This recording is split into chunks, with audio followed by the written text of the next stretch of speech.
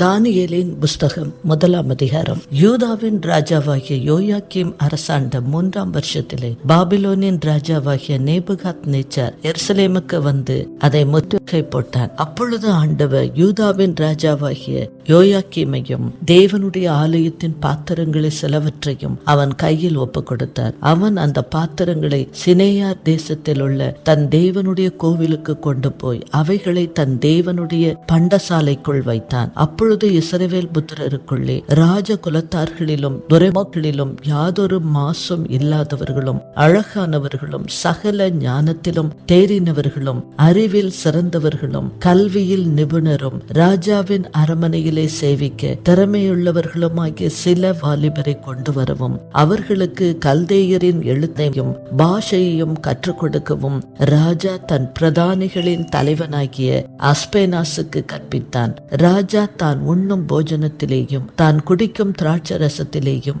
தினம் ஒரு பங்கை அவர்களுக்கு நியமித்து அவர்களை 3 வருஷம் வளர்க்கவும் அதன் முடிவிலே அவர்கள் ராஜாவுக்கு முன்பாக நிற்கும்படி செய்யவும் கட்டளையிட்டான். அவர்களுக்குள் யூதா புத்திரராகிய தானியேல், அனனியா, மிஷாவேல், அசரியா என்பவர்கள் இருந்தார்கள். பிரதானிகளின் தலைவன் தானியேலுக்கு பெல்தேஷாத்சார் என்றும், அனனியாவுக்கு ஷாத்ராக் என்றும், மிஷாவேலுக்கு மேஷாக் என்றும், அசரியாவுக்கு ஆபேத்நேகோ என்றும் மறுபெயரிட்டான். தானியேல் ராஜாவின் போஜனத்தினாலும் அவர் பானம் பண்ணும் திராட்சரசத்தினாலும் தன்னை தீட்டுப்படுத்தலாகாதென்று தன் இருதயத்தில் தீர்மானம் பண்ணிக்கொண்டு தன்னை தீட்டுப்படுத்தாதபடி பிரதானிகளின் தலைவனிடத்தில் வேண்டிக் கொண்டான்.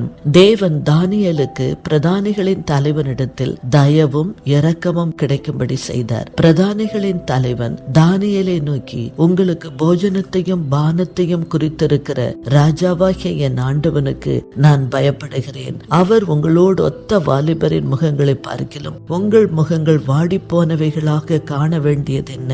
அதனால் ராஜா என்னை சிரச்சேதம் பண்ணுவாரே என்றான். அப்பொழுது பிரதானிகளின் தலைவனாலே தானியேல், அனனியா, மீஷாவேல், அசரியா என்பவர்கள் மேல் விசாரிப்புக்காரனாக வைக்கப்பட்ட மேல்ஷார் என்பவனை தானியேல் நோக்கி, 10 நாள் வரைக்கும் உமது அடியாரை சோதித்து பாரும். எங்களுக்கு புசிக்க பருப்பு முதலான மரக்கறிகளையும் குடிக்க தண்ணீரையும் கொடுத்து எங்கள் முகங்களையும் ராஜ போஜனத்தில் புசிக்கிற வாலிபருடைய முகங்களையும் ஒத்துப்பாரும். பின்பு நீர் காண்கிறபடி உமது அடியாருக்கு செய்யும் என்றார். அவன் இந்த காரியத்திலே அவர்களுக்கு செவி கொடுத்து 10 நாள் அளவும் அவர்களை சோதித்து பார்த்தான். 10 நாள் சென்ற பின்பு ராஜ போஜனத்தை புசித்த எல்லா வாலிபரை பார்க்கிலும் அவர்கள் முகம் களையுள்ளதாயும் சரீரம் புஷ்டி உள்ளதாயும் காணப்பட்டது. ஆகையால் மேல்ஷார் அவர்கள் புசிக்க கட்டளையான போஜனத்தையும் அவர்கள் குடிக்க கட்டளையான திராட்சரசத்தையும் நீக்கி வைத்து அவர்களுக்கு பருப்பு முதலானவைகளை கொடுத்தான். இந்த 4 வாலிபருக்கும்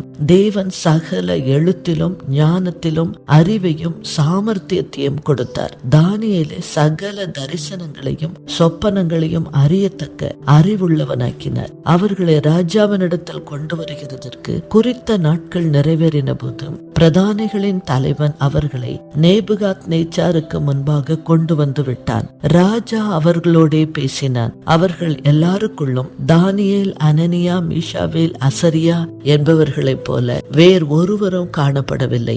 ஆகையால் இவர்கள் ராஜ சமூகத்தில் நின்றார்கள். ஞானத்துக்கும் புத்திக்கும் அடுத்த எந்த விஷயத்தில் ராஜா அவர்களை கேட்டு விசாரித்தானோ அதிலே தன் ராஜ்யம் எங்குமுள்ள சகல சாஸ்திரிகளிலும் ஜோஷியரிலும் அவர்களை 10 மடங்கு சமத்தராக கண்டான். கோரேஸ் ராஜ்யபாரம் பண்ணும் 1ஆம் வருஷம் மட்டும் தானியேல் அங்கே இருந்தான் என்பதே. ஆமேன்.